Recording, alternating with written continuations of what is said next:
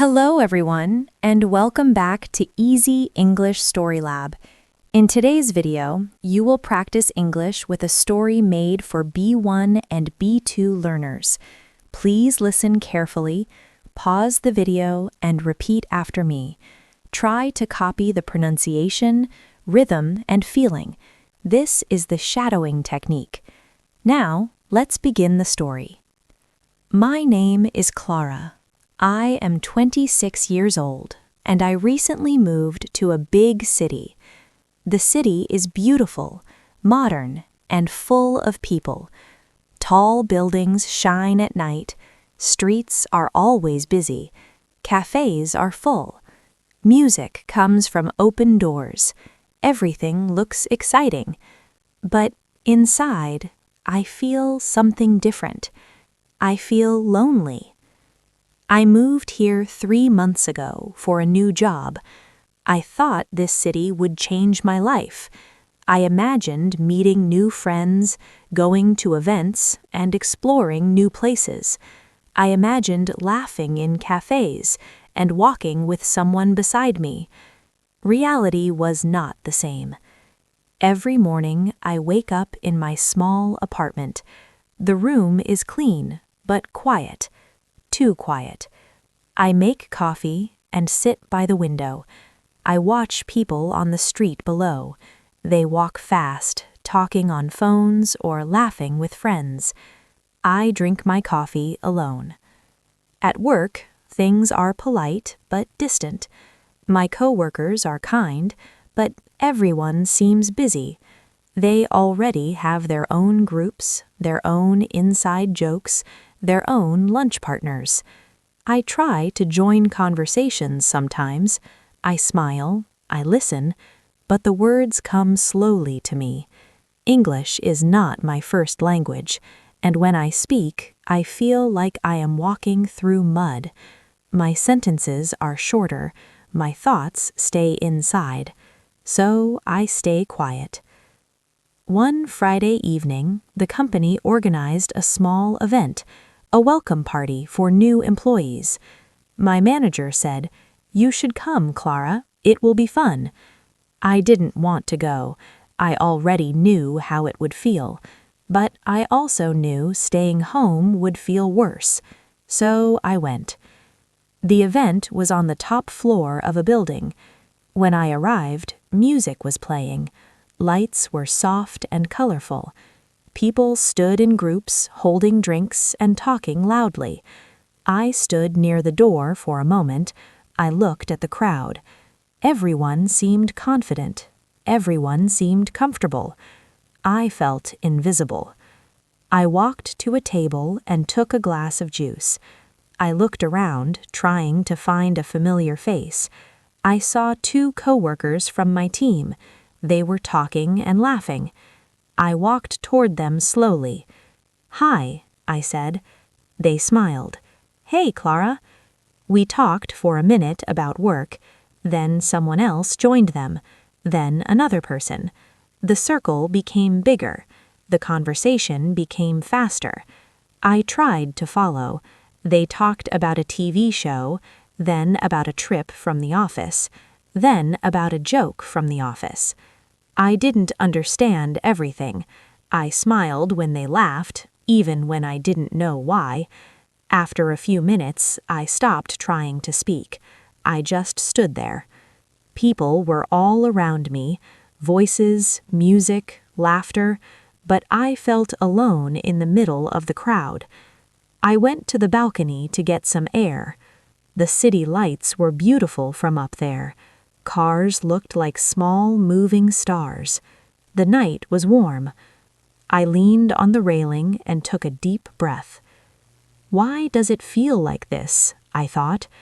I came to this city to start a new life, but instead I felt smaller than before. I stood on the balcony for a long moment, watching the city move below me. From far away, everything looked alive and bright, but inside, I felt quiet and heavy. I wasn't sure how long I stayed there. Maybe 5 minutes, maybe 10. The music from inside sounded softer now, like it belonged to another world. I thought about going home. I imagined my small apartment, the silence, the safety of being alone. No need to smile, no need to search for words. But then I heard the balcony door open. I turned slightly. A man walked outside. He looked around, then leaned on the railing, not far from me. He didn't speak at first. We both looked at the city lights. After a few seconds, he said, "It's loud inside, isn't it?" His voice was calm, friendly. I nodded. Yes, a little too loud. He smiled. I needed a break. Me too, I said. We stood in silence again, but this silence felt different. It didn't feel uncomfortable. "I'm Daniel," he said, turning slightly toward me. "Clara," I replied. "New here?" he asked. I nodded. 3 months. "Ah," he said, "that's still new." "You?" I asked. 6 months, he said. "Still feels strange sometimes." That surprised me. He didn't look uncomfortable. He seemed relaxed. "I thought everyone already had friends," I said quietly. He laughed softly. "It looks like that, but a lot of people feel lost in big cities." I looked at him. "Really?" "Yeah," he said.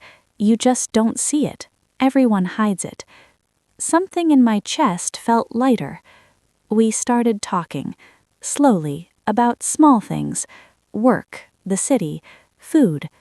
His English was clear, but he spoke calmly, not too fast. I didn't feel rushed. At one point, I stopped and said, "Sorry, my English is not very good." He shook his head. "It's good, and even if it wasn't, it wouldn't matter."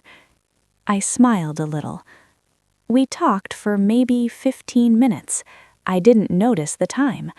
For the first time that evening, I forgot to think about every word before speaking. Before we went back inside, he said, "Some of us go for lunch together on Tuesdays. You should come." I felt a small fear, but I also felt hope. "Okay," I said. When I returned home that night, my apartment still felt quiet, but the quiet didn't feel as heavy. I wasn't invisible. I just hadn't been seen yet. The next Tuesday came faster than I expected. All morning at work, I felt a quiet nervousness inside me. It wasn't the heavy fear I used to feel. It was lighter, but still there, like a small voice asking, "What if it's awkward again?" At 12:30, Daniel walked past my desk and tapped lightly on the table. "Ready?" he asked with an easy smile. I nodded and stood up. "Yes." We walked to the cafe together. The air outside was cool, and the street was busy with people going to lunch. I tried to focus on walking and breathing instead of thinking too much. When we arrived, 2 other coworkers were already there. They waved when they saw us. "Clara, hi," one of them said. Her name was Maya. "Hi," I replied, smiling. We ordered food and sat down. For a moment, I just listened. They talked about a project at work, then about a movie someone had watched. I didn't understand every detail, but I caught the main ideas. Before, this is where I would disappear into silence. I would nod, smile, and wait for it to end. But this time, when there was a short pause, I spoke. "I watched a movie this weekend, too," I said. My voice felt soft but steady. "Oh yeah? What movie?" Maya asked. I told them the name and said, "It was a little confusing, but I liked the music." They nodded. Daniel said, "I know that one. The music is great." That small exchange gave me energy. No one laughed at my accent. No one looked impatient. The lunch lasted only 40 minutes, but it felt like something important had started. In the following days, I noticed changes, small ones but real. At work, when someone asked a simple question, I answered instead of waiting for someone else. Sometimes my grammar was not perfect. Sometimes I searched for words. But people listened. They understood. One afternoon, I made a mistake in a sentence during a meeting. I used the wrong tense. I felt my face grow warm, but then I saw something surprising. No one reacted strongly. The conversation continued. The moment passed. I realized something. Most people care more about the idea than the small errors. Outside of work, I also started to change. One Saturday, I went to a bookstore cafe alone. Usually, being alone in public made me feel lonely, but that day, it felt different. I was not hiding. I was choosing to be there. I ordered coffee in English without rehearsing the sentence in my head.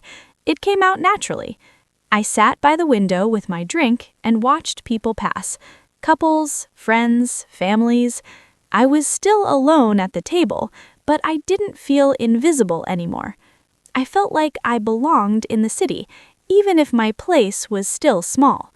Weeks passed. The city didn't change. The streets were still crowded, the lights were still bright, but my experience inside it changed. I understood that loneliness in a crowd is not only about other people, it is also about how we see ourselves.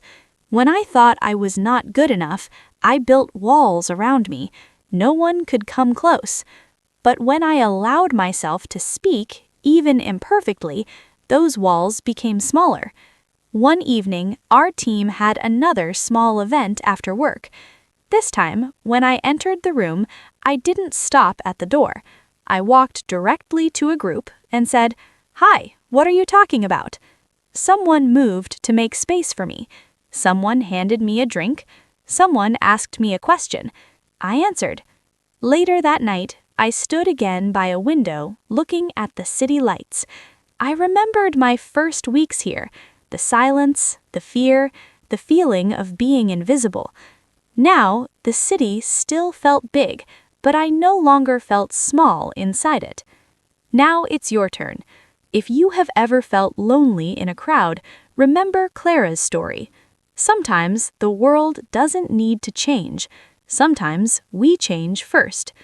Play this video again. Listen carefully, pause after each sentence, and repeat out loud. Copy the pronunciation, rhythm, and feeling. This is the shadowing technique.